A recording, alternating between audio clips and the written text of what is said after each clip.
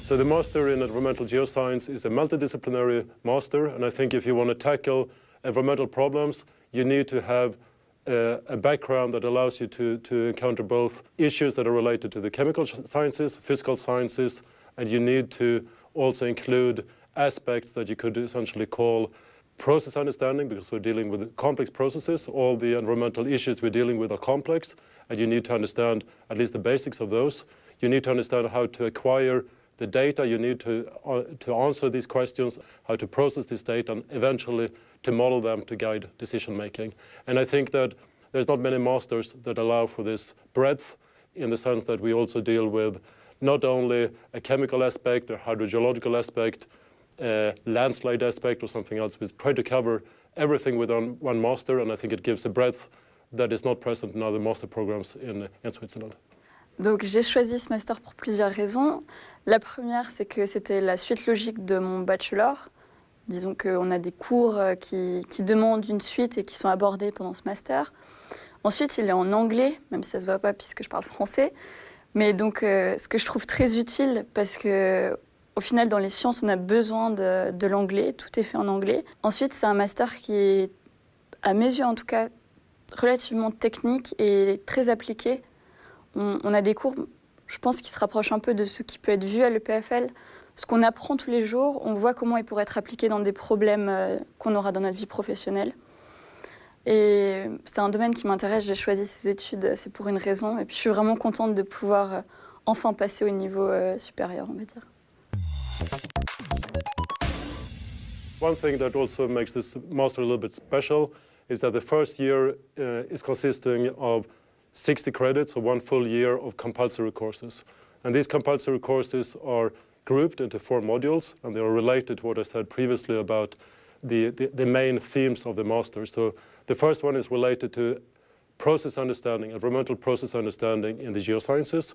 Then we're having a module that is related to the acquisition of data. So this is both making laboratory measurements, taking samples, and finally, how can we use this data together with the process understanding to make predictions to finally aid decision makers in trying to address a specific problem that could be local or global. The second year allows for specialization. So there's a specialization here that allows people to go more towards pollution aspects, more towards, let's say, physical aspects, landslides, and these type of things, even geophysics. And there's also a chance to take credits that allows you to increase your breadth in essentially communication, how to deal with risk, and presentation skills. That's 20 credits, so that's essentially a third of that second year. And 2/3 of the second year is dedicated to do a master thesis.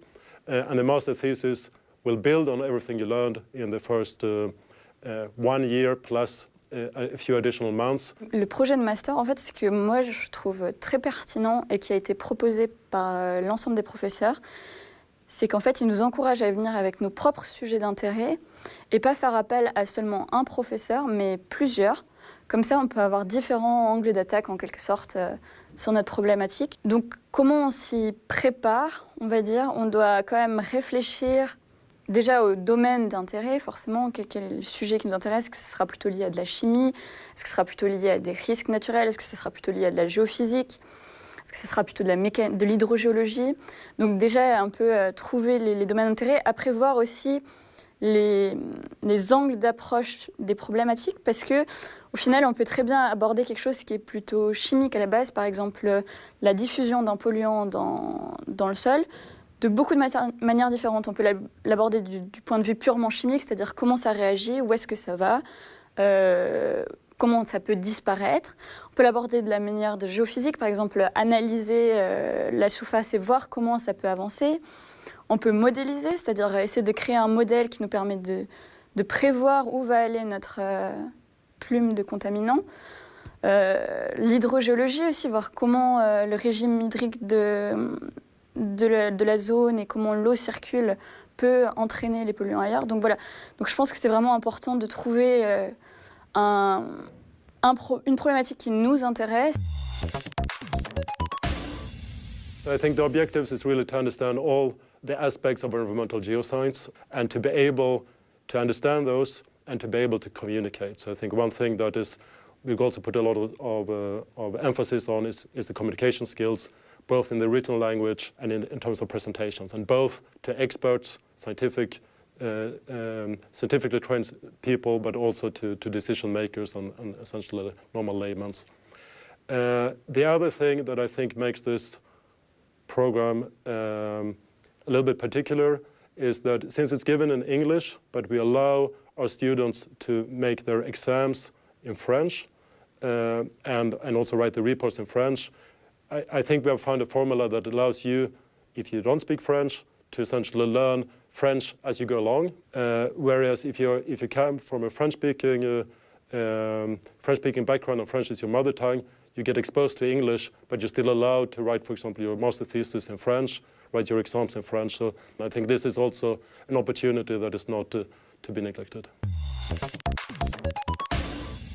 So I would say that unfortunately there are many opportunities. I say unfortunately because I think that the interaction between nature and our society is just increasing, and let's say the negative effects of that interaction is more and more visible in climate change, acidification, pollution, and so on. Let's say the economy surrounding environmental geoscience will just increase, which will mean that there will be more and more work in the private industry, environmental consultancies that aid either companies or states or other bodies to try to understand how to deal with a certain problem. There are also a real need in the public domain at the cantonal level in Switzerland, national level, but also in an international level to try to address and understand these questions. So I think that the role of the environmental scientist will also increase in the policy debate. I think there's also a possibility there. And then, of course, we hope that some of the students will attempt a scientific career to an even profounder understanding of environmental geoscience.